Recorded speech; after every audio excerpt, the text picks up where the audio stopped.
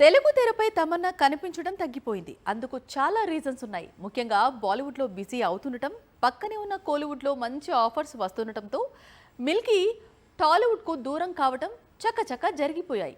అయితే చాలా రోజుల తర్వాత మళ్ళీ టాలీవుడ్లో తమన్నా పేరు వినిపిస్తోంది.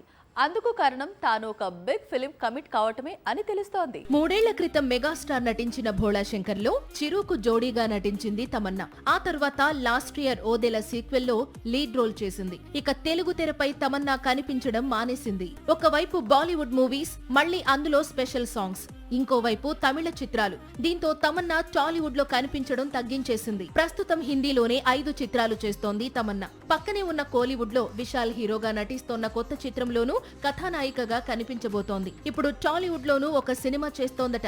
అదే రవితేజ కొత్త చిత్రం ఇరుముడి. మైత్రి మూవీ మేకర్స్ బ్యానర్ లో తెరకెక్కుతున్న ఇరుముడిలో రవితేజకు జోడీగా ప్రియా భవానీ శంకర్ నటిస్తోంది.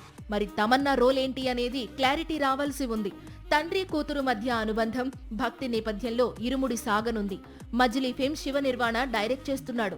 రవితేజ తమన్నా జోడీ గతంలో బెంగాల్ టైగర్ అనే చిత్రంలో కనువిందు చేసింది.